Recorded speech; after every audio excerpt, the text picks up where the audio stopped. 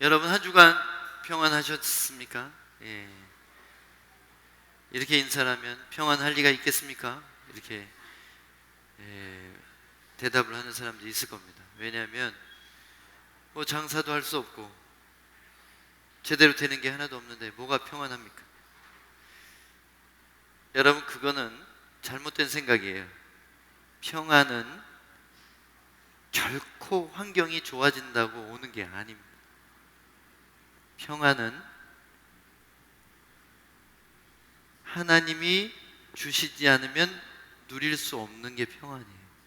그러면 하나님 나라는 의와 평강과 희락이라고 그랬는데, 성령 못 받으면 의롭지 않고요, 의로운 채 하는 거예요. 성령 못 받은 사람은 평화롭지 않습니다. 마음이 시끄러워요. 돈을 잘 벌 때도 그렇고 잘 나갈 때도 그렇습니다. 그런 것들은 얼마 지나지 않아서 다시 우리를 고민하게 만드는 것들 뿐이에요. 그리고 진짜 기쁨은 뭐가 이루어졌을 때 오는 게 아니라 성령이 우리 마음에서 춤추실 때, 성령이 그분의 발언권을 얻으시고, 성령이 우리에게 말씀을 풀어주시고, 성령이 우리의 순종 때문에 기뻐하실 때, 그때 진짜 사람이 기뻐지는 겁니다. 그래서 우리는 세상 사람들이 쫓아가는 것들을 쫓아서는 안 됩니다. 오늘도 그 말씀이 우리를 새롭게 하실 줄로 믿습니다. 아멘. 오늘 말씀은 제목이 주의 장막을 사모하는 자라는 제목입니다.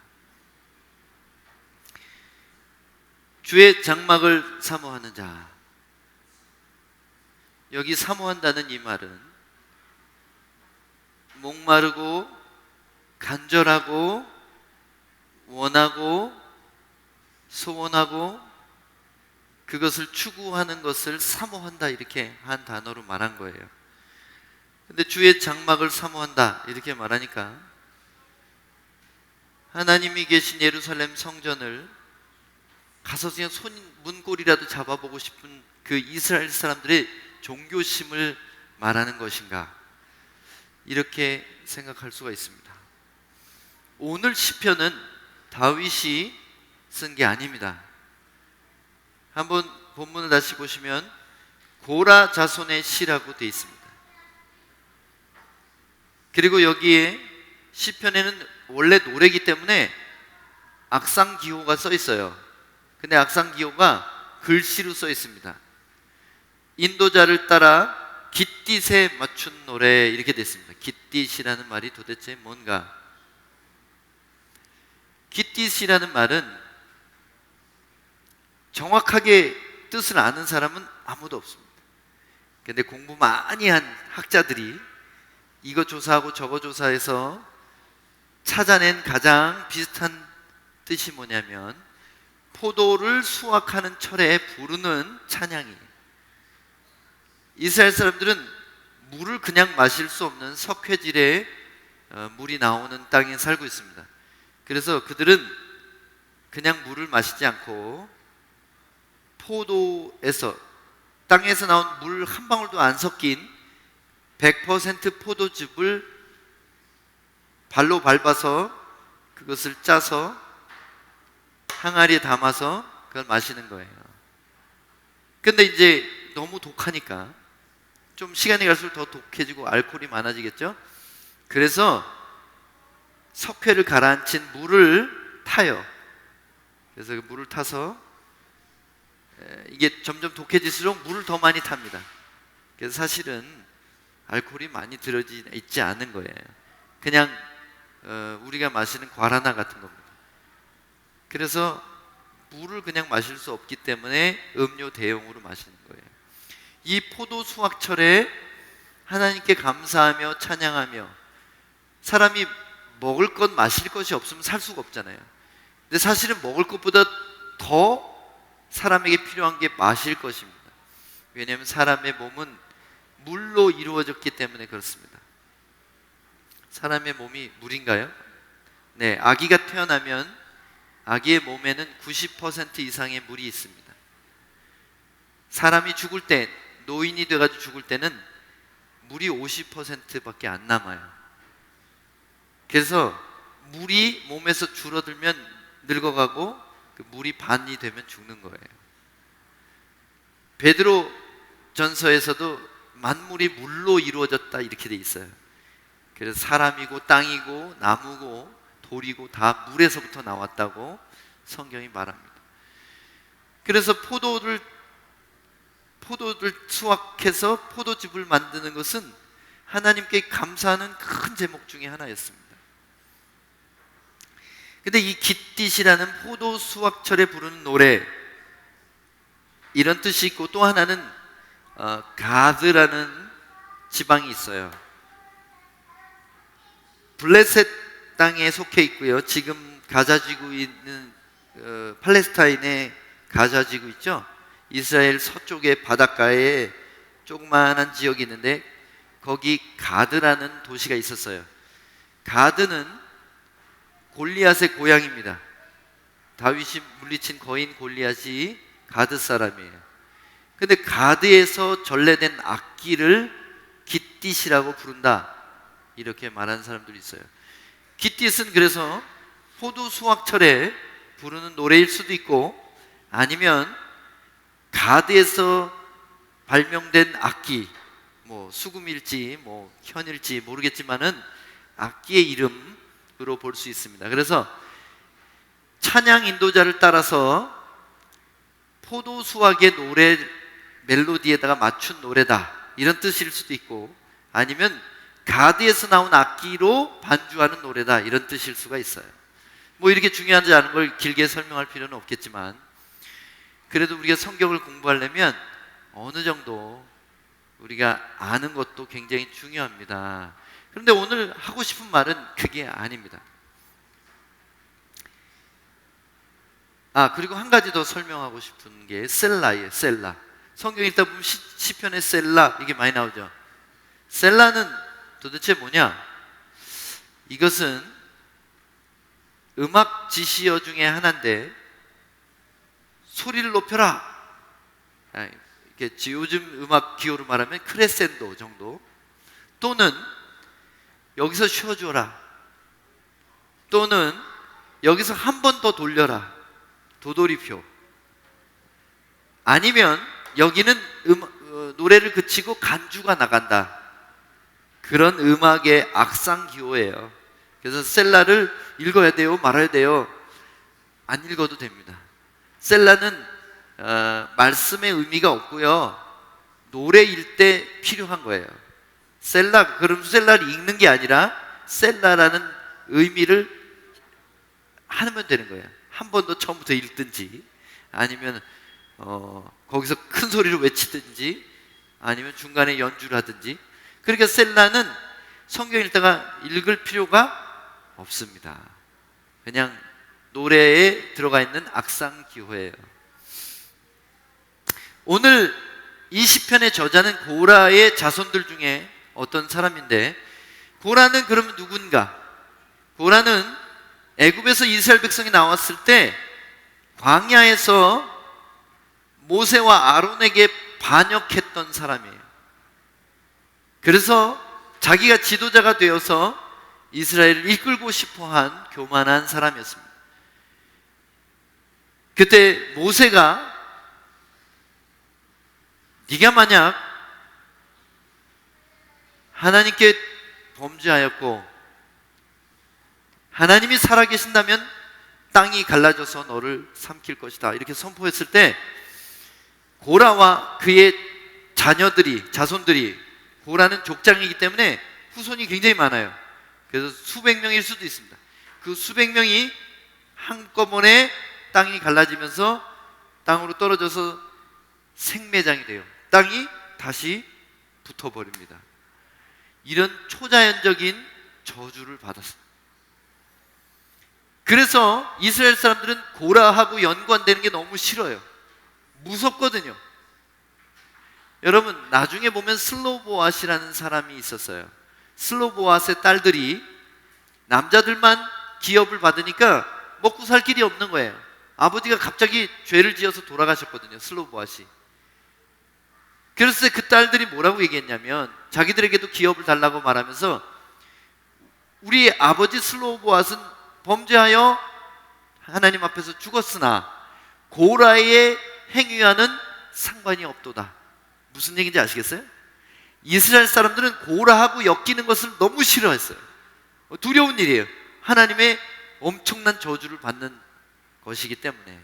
그래서 고라와 같지는 않았습니다, 이렇게 말한 거예요, 슬로보아스 딸들이. 그래서 자기들에게 기업을 달라고 그렇게 말했던 것이죠. 그래서 이 고라는 하나님께 벌받은 사람 중에 최고로 저주받은 사람으로 여겨졌어요. 그런데 그 고라의 후손들이 전부 반역에 가담한 것은 아니고 일부 후손이 살아남아 있었습니다. 그 후손들은 인생을 어떻게 살아갔을까요? 그 사람들이 지나가면 어떻게 사람들이 말했을까요? 소곤소곤했겠죠. 야, 쟤네 할아버지가 고라라면 와.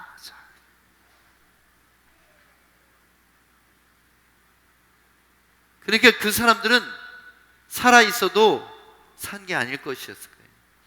누가 그들을 친절하게 대했을 것이며 누가 그들을 인정했을 것입니까? 근데 그 고라의 후손들이 살아남았습니다. 그 수치심과 모욕 가운데 살고 살아서 다윗 때까지 이르릅니다. 다윗 때까지 이르렀는데 이 사람들이 뭘 했냐면, 다윗의 288명의 찬양대가 있었는데 그들 중에서 최고의 찬양 인도자 헤만이라는 사람이 있어요. 이 헤만이라는 사람은 고라의 자손이었습니다. 다윗이 얼마나 찬양을 중요시 여겼겠어요. 다윗은 스스로도 작곡가고요, 음악가이고 연주가였어요. 다윗은 하나님을 아주 공교하게 연주하는 이스라엘의 노래 잘하는 왕이었습니다. 근데 그분이 얼마나 예배를 중요하게 생각했어요. 예배 중에서 그 음악 부분을 얼마나 까다롭게 보겠습니까? 근데 그 중에 헤만이 최고의 지도자를 뽑혔다는 것은 무엇을 의미합니까? 헤만이라는 고라의 자손은 하나님 찬양에 목숨을 건 사람이에요. 평생을 하나님을 온 마음 다해 최선을 다해 아주 음악적인 기술을 총동원해서 연주하고 노래하는 최고가 됐다는 거예요. 이게 무슨 말입니까?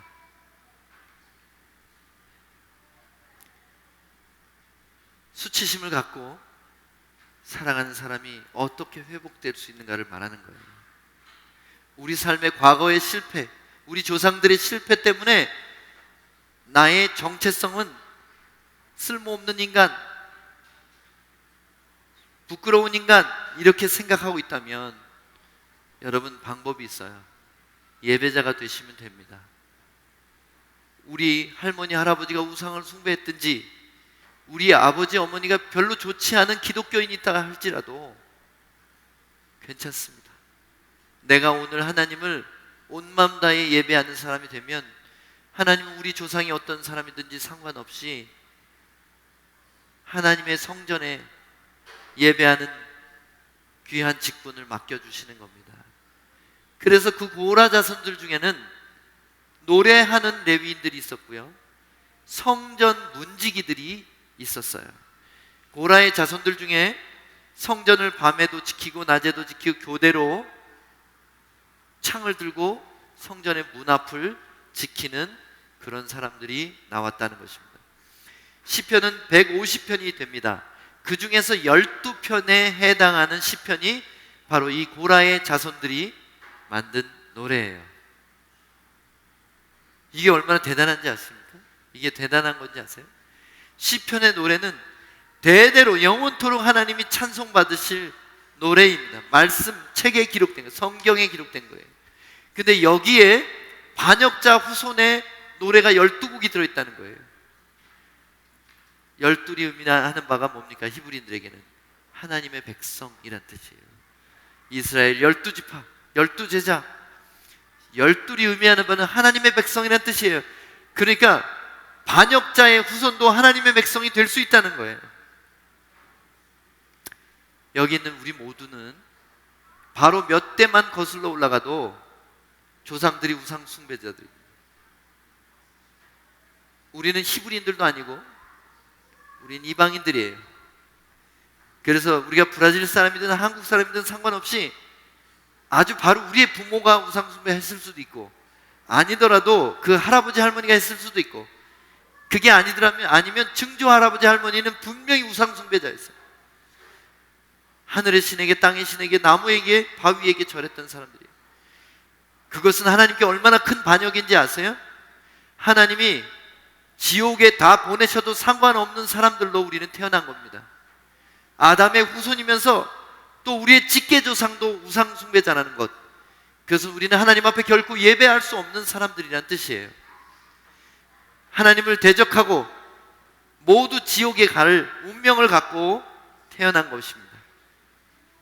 그런데 우리가 고라의 자손들처럼 주님의 장막을 사모하기만 하면, 하나님의 성전, 이것이 뭘 의미하는 것입니까?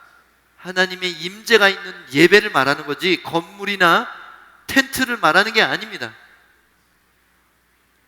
여러분, 이것을 성경이 말하는 진짜 의미를 깨달아 그것을 나누어줘야 되고, 그것을 받아서 이해하고 그대로 살아야 우리가 천국 가는데 이상 없는 거예요.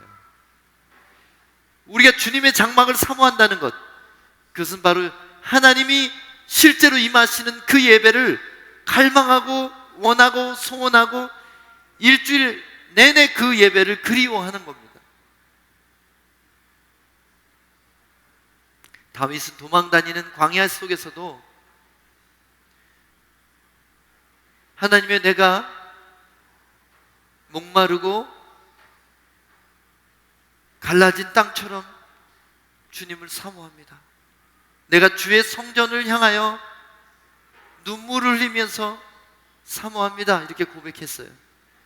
그런데 뭐라고 그 뒤에 고백하냐면요, 내가 주의 권능과 영광을 보려 하여 이와 같이 성소에서 주를 바라보았나이다. 갑자기 성소에서 주를 바라본다고 말해요. 그 사람은 분명히 광야에 있는데, 광야에서 예루살렘을 그리워하다가 갑자기 나는 성소에 있습니다 고백합니다. 왜 그런지 아세요?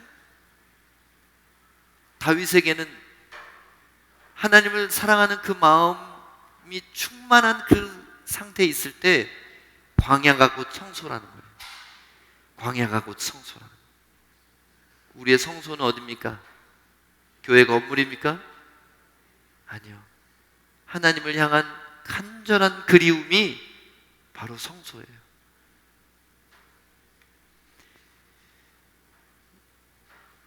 만약 우리가 예배를, 하나님의 얼굴을 사모하는 자가 되면, 우리가 비록 반역자의 자손일지라도 우리를 제사장으로 삼으시고 찬양하는 자로 세우시고 하나님 전에 문지기로 세우시는 영광을 받는다는 것입니다.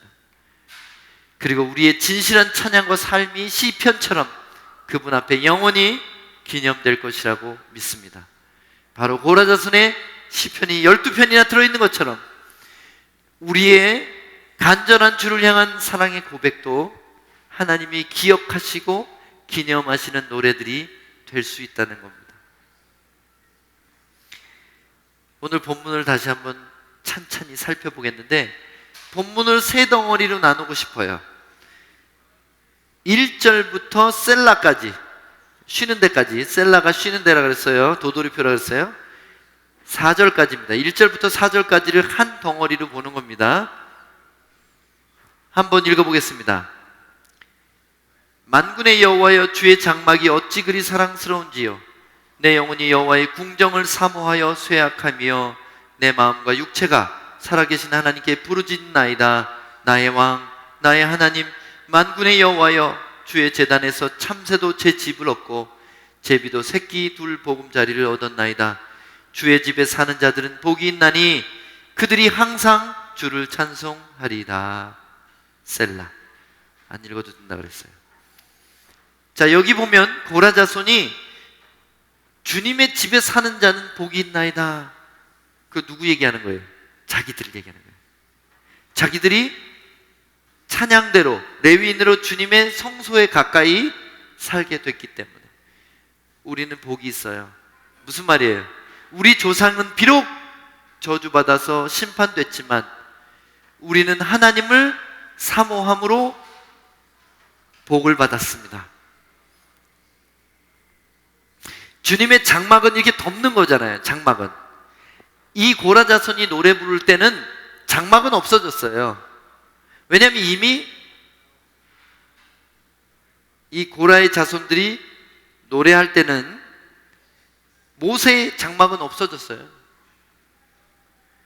그리고 다윗이 블레셋에서 되찾아온 그 법궤를 자기가 친천막에다가 모셨거든요. 그리고 그 이후에 그의 아들 솔로몬 때의 성전 안으로 안치하는 거예요.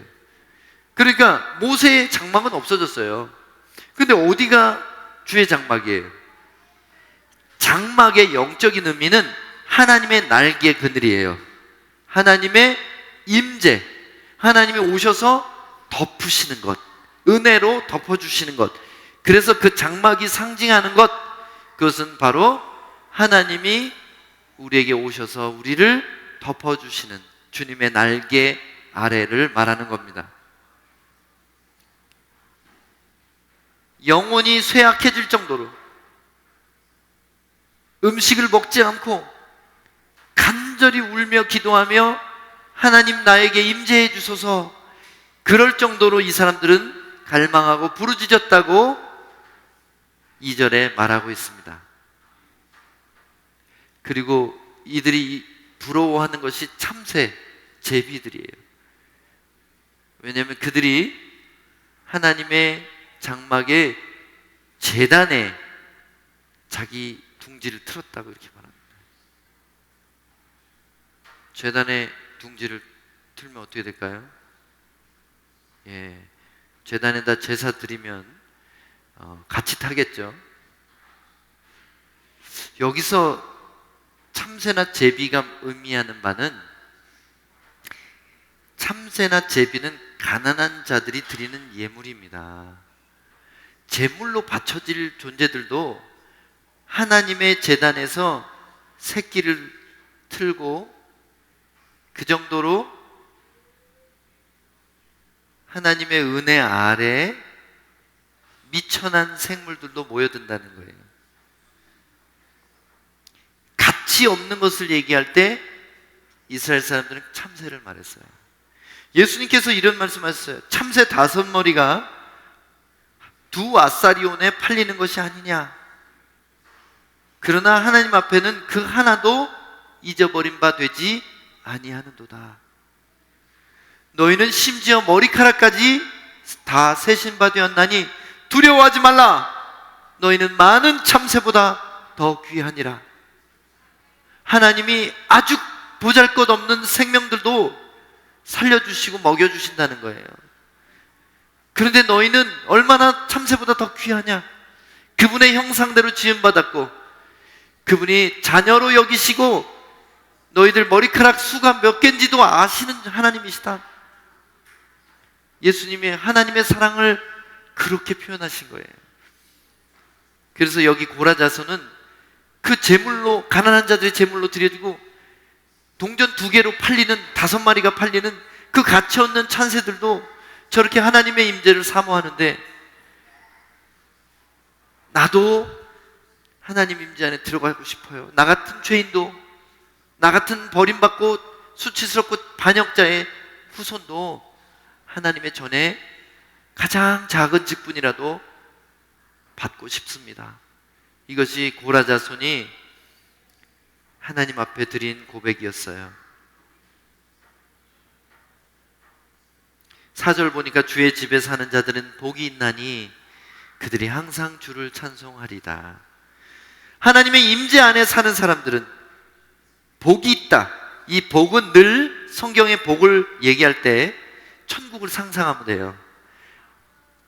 성경에서 말하는, 성경의 본문에서 말하는 복은 늘 하나님과 연관 지으면 천국이 되는 거예요. 그래서 하나님의 임재 안에 사는 사람들은 천국을 누리겠다는 말입니다. 하나님의 임재 안에 사는 자들은 천국을 누리기 때문에 어떤 상황 가운데서도 찬송할 수 있다는 거예요. 조금 미래를 알 수 없는 때가 와도, 조금 근심이 다가와도 그래도 찬송할 수 있다는 거예요. 왜? 그들에게는 천국이 있기 때문에. 하나님의 임재는 이와 같이 세상의 모든 근심과 두려움으로부터 우리를 건지시고 찬송케 하는 것입니다. 이제 두 번째 덩어리를 보면 5절부터 8절까지입니다. 셀라까지 한번 볼게요.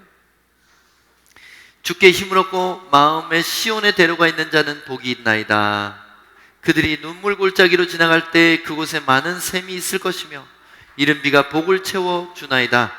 그들은 힘을 얻고 더 얻어 나아가 시온에서 하나님 앞에 각기 나타나리이다.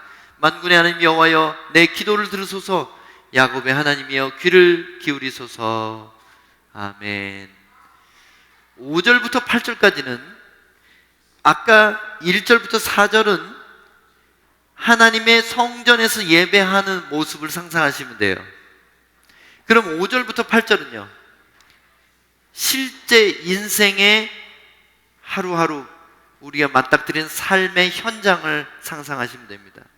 삶의 현장에서는 예배자들은 삶의 현장에서 마음의 시온의 대로가 있어야 돼요. 시온의 대로가 뭡니까? 시온은 예루살렘을 말하는 말이에요. 대로는 뭐냐면 예루살렘을 향하여 가는 큰 길을 의미합니다. 예루살렘은 어떤 영적인 의미입니까? 하나님의 임재가 있는 곳이죠. 그러면 하나님의 임재가 있는 곳으로 가는 길이 뭐예요? 큰 길이 뭐예요? 하나님께 가는 길. 내가 곧 길이요 진리요 생명이니 나로 말미암지 않고는 아버지께로 올 자가 없느니라. 시온의 대로라는 것은 예수 그리스도를 말하는 거예요.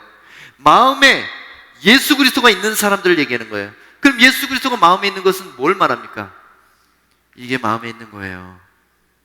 시온의 대로라는 것은 바로 예수님이시고요, 예수님은 바로 하나님의 말씀이죠. 마음에 하나님의 말씀이 담겨져 있는 사람은 삶의 현장에서도 어떤 일을 겪냐면요, 눈물 골짜기를 지나갈 때 살다가 보면 눈물 흘릴 때가 있어요. 골짜기처럼 깊은 절망의 시간이 있다는 거예요. 눈물 골짜기가 의미하는 바는 절망과 고통의 시간을 말하는 겁니다. 절망과 고통의 시간에 마음의 시온의 대로가 있는 사람들은 어떻다고요? 그 골짜기가 오히려 샘들이 나고 이른 비가 복을 채워준대요. 샘은 뭘 의미합니까? 숨겨진 축복을 말하는 거예요. 샘은 땅속에서 솟아나는 물이죠. 근데 골짜기에 갔는데 정말 먹을 것도 없고 마실 것도 없는 것 같은데 샘을 발견하는 거예요. 퐁퐁 솟아나는 샘. 하나님은 우리의 낙심의 시간에, 절망의 시간에 숨겨놓은 복을 보게 하시는 거예요. 하나님이 우리를 이 어려움의 시간 동안 살게 하시고 먹게 하시고 자녀 키우게 하시고 이 어려움 시간을 견딜 수 있도록 군데군데 샘을 예비하신다는 겁니다. 어떤 사람에게?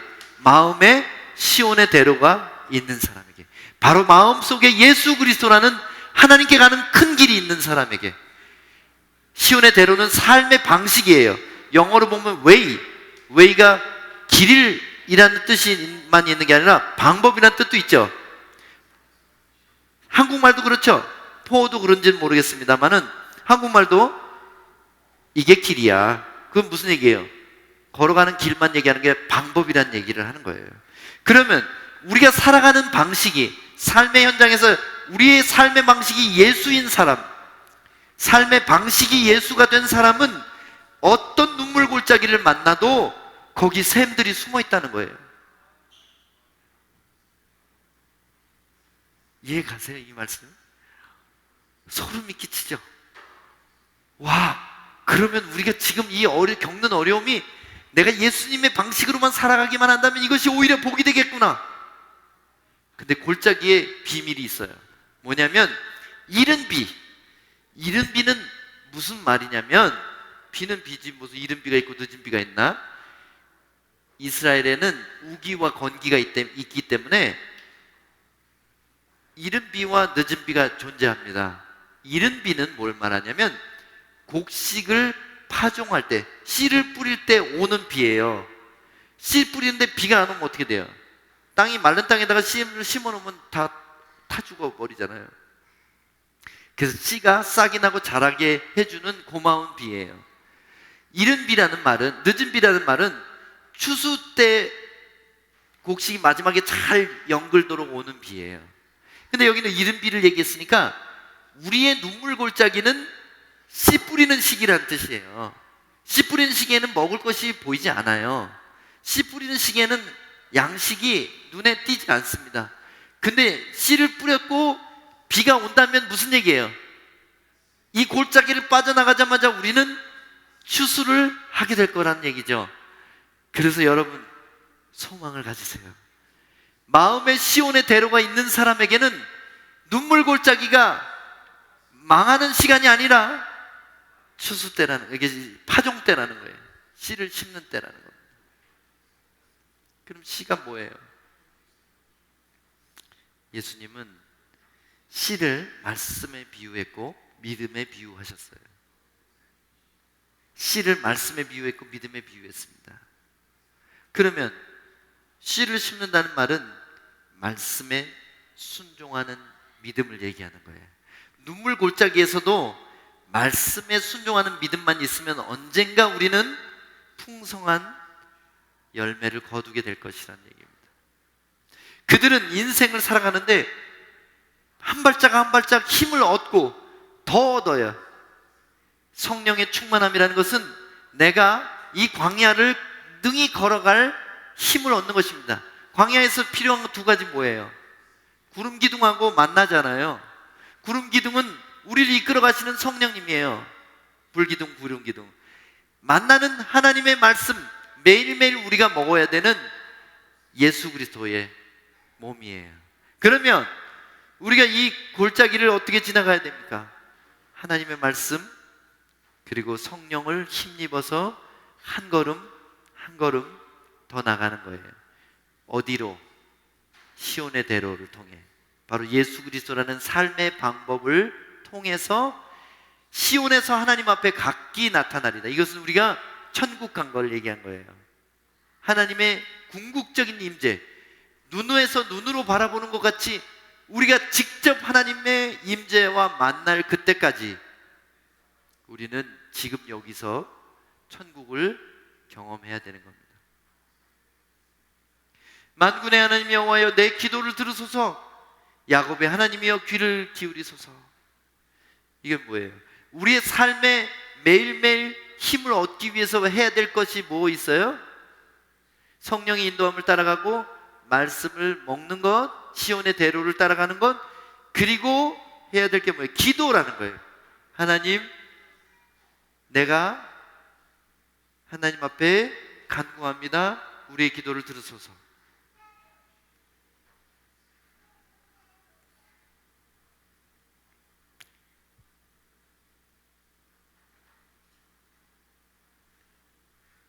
바로 고라 자손들이 예배의 모습과 삶의 모습의 비밀을 이 시편으로 노래하고 있는 거예요.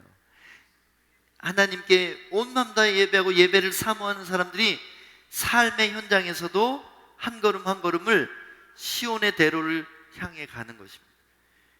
그래서 예수님을 매일매일 더 많이 닮아가는 인생.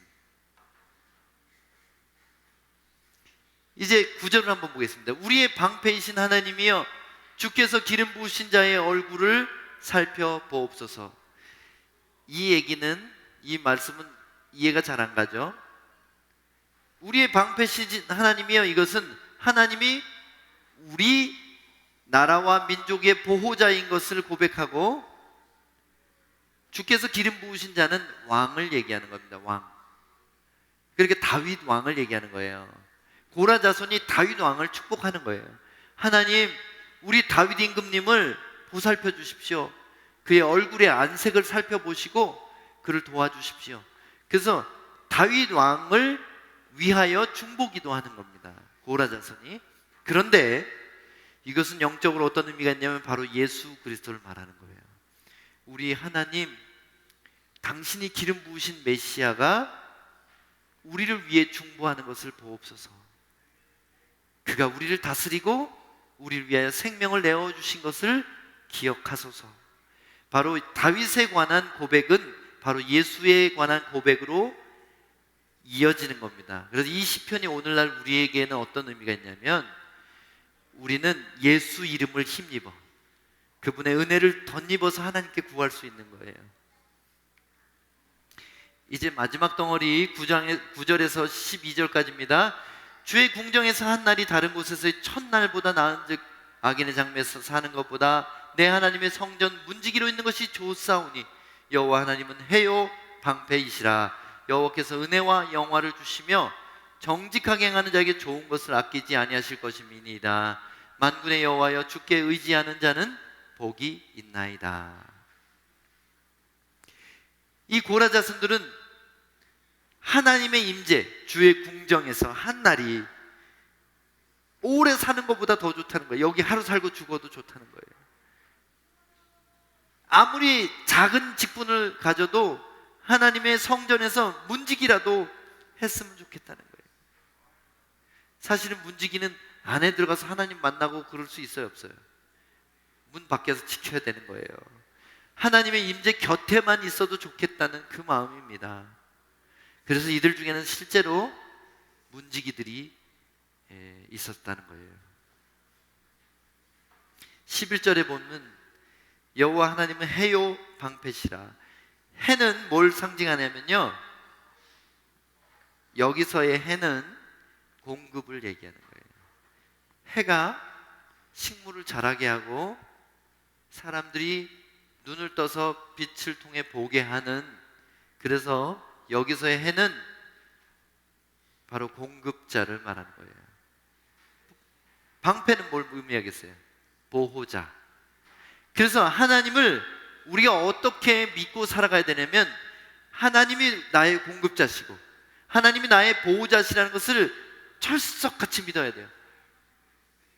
우리 사장님이 나의 공급자고, 아니면 우리 세입자가 나의 공급자고, 이렇게 생각하면 돼요. 나의 고객이 나의 공급자라고 생각하면 안 돼요. 고객도 없어지고 부모도 돌아가시고 그리고 나의 보스도 망할 수 있어요. 하나님은 파산이 없는 유일한 보스이십니다.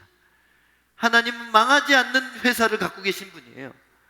우리의 진짜 공급자는 사장님도 아니고 부모님도 아니고 세입자도 아니고 우리의 고객도 아니고 하나님이란 걸 믿어야 돼요. 그 내가 장사 안 된다고 인상 쓸 필요가 없어요. 하나님은 제비 새끼도 먹이시고 참새 한 마리도 그분의 뜻이 아니면 땅에 떨어지지 않습니다. 믿으세요. 제발 믿으세요. 예수 믿는 것은 머리로 하는 게 아니라 머리와 가슴과 손과 발이 다 믿는 거예요. 그래서 예수 믿을 때 와서 말씀 들을 때마다 쏠깃하고 위로받는 게 아니라 우리의 실생활 삶의 현장, 치열한 그 상황 가운데서도 진짜 나의 공급자는 하나님이시다. 천지를 창조하시고 나를 구원하시고 나를 그 영원한 나라를 기꺼이 주신 내 아버지, 그분이 나의 공급자다. 사단아, 네가 나를 어떻게 하랴? 그 정도 담대함은 있어야 돼요. 그리고 하나님이 우리의 보호자이시기 때문에 어떤 질병도 우리를 건드릴 수 없다고 믿으세요. 믿는 자는 믿는 대로 되는 겁니다. 어떤 사람들은 코비드가 이렇게 유행하니까 너무 무서워해. 사람도 그냥 꼭 만나야 될 사람도 안 만나고 막 다 피하는 거예요. 여러분, 전쟁 나면 누가 총알 맞는지 아세요? 꽁꽁 숨어서 덜덜 떨고 있는 사람이 쓰리 쿠션으로 맞아요. 총알이 찾아가. 그 총알이 누가 총 안 맞는지 아세요? 눈 똑바로 뜨고 일어서서 정조준에서 쏘는 사람이 안 맞아요. 왜냐하면 그는 상대방을 보고 있기 때문이에요. 일반인하고 권투 선수하고 권투를 하면 어떻게 되는지 아세요? 한 대도 못 때려요. 일반인이 힘세고 알통 많아도 한 대도 못 때려요. 왜냐하면 권투 선수와 일반인의 차이는 맞을 때도 눈을 뜨고 있다는 거예요. 이 사람들은 눈을 뜨고 맞아요. 그렇기 때문에 주먹이 오는 걸 봐요. 그래서 이렇게 피하는 거예요. 그런데 일반인은 어떻게 하는지 눈을 감아요 일단. 그리고 팔을 풍차로 돌려요 이렇게. 그게 맞을 리가 있어요? 권투 선수한테? 다 피하는 거예요. 다 피하고 한 대 때리는 거예요. 그러면 이제 KO 되는 겁니다. 두려워 마세요. 눈 뜨고 사탄이 오는 것을 바라보세요. 내가 너희에게 뱀과 전갈을 밟으며 원수의 모든 능력을 제어할 권세를 주었으니 두려워 말라 하시잖아요. 우리 대장 예수님이 두려워하지 말라 그러는데 쫄병들이 다 쫄아가지고 그냥 대장 혼자 싸우게 놔두면 되겠어요? 그 쫄병도 다 영창에 보내야 되지 않았겠어요? 우리 대장은 시시한 장군이 아니라 하늘과 땅의 모든 권세를 가진 예수 그리스도입니다. 그분이 우리의 목자시고 우리를 위하여 생명까지 내어주신 우리의 남편이 되실 분이에요. 뭘 두려워해? 뭐 코비드가 뭐가 두려워해? 장사 안 되는 거 망하는 게 뭐가 두려워해? 아 목사님 일 안 해보셨죠? 먹고 사는 거 그거 쉬운 일이 아니에요. 천만의 말씀이에요. 저도 먹고 살려고 애써봤고요. 저는 오늘도 월급 한 푼 안 받는 교회 목사고 월급 한 푼도 안 받는 선교단체 선교사입니다. 주머니에 돈 한 푼도 없이 미국도 가요. 어떤 때 비행기 표값만 딱 생길 때 있어요. 그냥 빈 지갑으로 가는 거예요. 그렇게 다닐 땐 카드도 없었어요. 신용카드도. 그럼 뭔지 아세요? 딱 거지예요. 미국 땅에 딱 도착했는데 거지인 거예요. 카드 없고 돈 없는 거지. 근데 미국에 가서 그렇게 하고 돌아다니고 집회하면요 올 때는요 헌금 이만큼 받아가지. 그거 제가 다 맛있는 거 사 먹었는 게 아니라 그걸로 선한 일을 한 거예요. 여태까지 그 27년 가까이 그렇게 살았어요. 제가. 여러분 그걸 한 번, 두 번 경험하면 자신이 생긴다는 거예요. 우리 신앙생활은 하나님을 맛보아 아는 여정이에요. 한 번도 그 경험을 못하니까 두려운 거예요. 번지점프 한 번 해본 사람은 두 번 하는 거 쉽습니다. 5번 해본 사람은 그냥 취미로 번지점프해요. 왜 그렇습니까? 우리에게 반복된 경험은 자신감을 주기 때문에 그래요. 하나님을 경험하라. 이것이 오늘날 교회가 필요한 것입니다. 교회는 하나님을 듣는 곳이 아니라 하나님을 경험하는 곳이 돼야 돼요. 하나님 경험하려면 어떻게 돼요? 듣고 순종하면 경험이 되는 거예요. 순종 없는 그리스도인들은 잡종이 되는 겁니다. 하나도 재미없네요. 주님 안에서 승리하는 삶을 살기 위해서는 11절 12절에 보세요. 정직하게 행하는 자에게는 좋은 것을 아끼지 않는다는 거예요. 내가 손해봐도 내가 두려워도 정직한 거예요. 끝까지 정직하게 살아가는 거예요. 그리고 12절입니다. 하나님께 의지하는 거예요. 보호자요 공급자이신 하나님께 내 인생을 맡기고 의지하는 겁니다. 계획 많이 세우지 마세요. 여러분 그 계획 세운 거 내일 데려가시면 다 꽝이에요. 계획이 중요한 게 아니라 듣고 순종하는 것이 오늘 나한테 제일 중요한 일이라고 믿으십시오. 내년에 뭘 하고 후년에 뭘 하고 돈 벌어서 뭐 매년 은퇴하면 뭐 하고 다 개꿈 꾸는 거예요. 개꿈 꾸는 거. 아니 내일 죽으면 어떡할 건데요? 오늘 순종하는 것에 포커스를 맞추면 내일 죽어도 괜찮은 거예요. 오늘 내가 그래도 순종하고 장렬하게 주님 앞으로 가는 거니까. 믿는 자에게는 과거는 없어요. 과거는 다 하나님도 잊어버리셨어요. 과거는 다 사탄이 나를 속이는 그 기억 속에서 괴롭히는 비현실일 뿐이에요. 과거가 어디 있어요? 지금 없잖아요. 날 버리고 간 남자 지금 있어요? 없어? 그놈 없어요. 그놈 없어요 지금. 뭐 지금 없어진 걸 가지고 왜 울어요? 과거는 믿는 자에게는 이미 없는 거예요. 그럼 미래는 어떻습니까?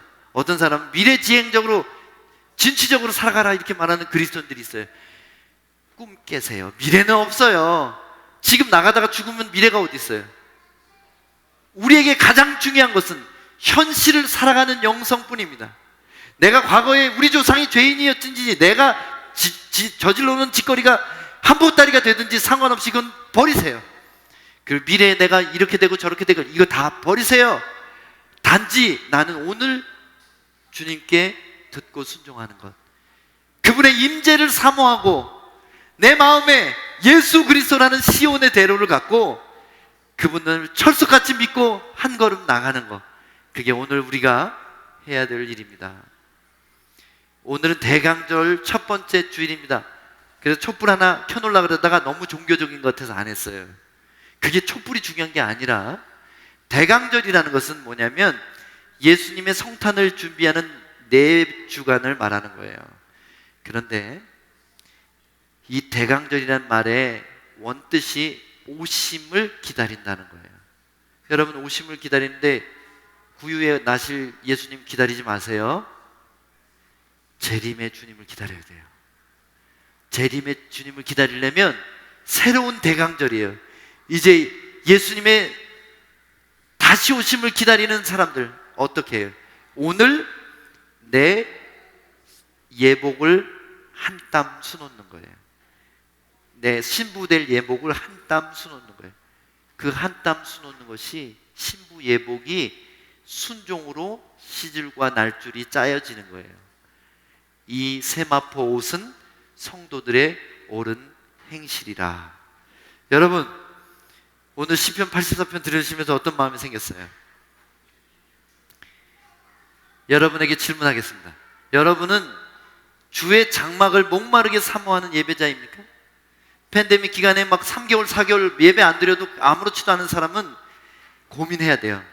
구원 못 받았을 수도 있어요. 예배 없어서 목마른 사람이 되십니까? 예배자이십니까? 두 번째 질문입니다. 마음의 시온의 대로가 있습니까? 예수 그리스도가 마음의 방법이에요? 그분이 말씀이 삶의 방식입니까? 그러면 눈물 골짜기마다 성령의 도우심으로 지나갈 것입니다. 세 번째 질문입니다. 하나님을 해와 방패로 여기고 사십니까? 공급자요 보호자이십니까? 그래서 그분 앞에서 정직하고 그분만 의지하면서 사십니까? 세 가지 다 예스 하신 분들 축복합니다. 그러면 언젠가 모두 하나님 앞에 각기 나타날 것입니다. 부활과 영생을 넉넉하게 얻을 것입니다. 다시 한번 반복해서 결론을 맺습니다. 우리는 고라자손처럼 죄인의 후손이지만 하나님의 임재를 사모하고 마음에 예수님을 품고 성령의 도우심으로 살아갈 때, 그분의 공급하심과 보호하심을 굳게 믿고 의지할 때 하나님 아버지 앞에 서게 될 것입니다. 바로 오늘 예배에서도, 그리고 언젠가 그날에 부활한 몸을 가지고 예수의 신부 입장 예복을 입은 저희가 예수 그리스도의 신부로서 하나님 앞에 서게 될 것입니다. 기도하겠습니다. 하나님 아버지, 오늘 시편 말씀 인하여 감사합니다. 우리는 죄인이요 죄인의 후손이었습니다. 그러나 예수님의 그 십자가 보혈로 우리가 살게 되었습니다. 그 믿음 희미해질 때마다 말씀으로 새롭게 하셔서 감사합니다. 하나님의 임재를 간절히 사모하는 예배자가 되겠습니다. 그래서 예수님을 가슴에 품고 눈물 골짜기 용기 있게 가겠습니다. 주님, 우리의 공급자와 보호자는 하나님 한 분인 것을 믿고 의지합니다. 우리 성도 모두가 그렇게 아버지 앞에 서게 해 주시옵소서. 예수님 이름으로 기도합니다. 아멘.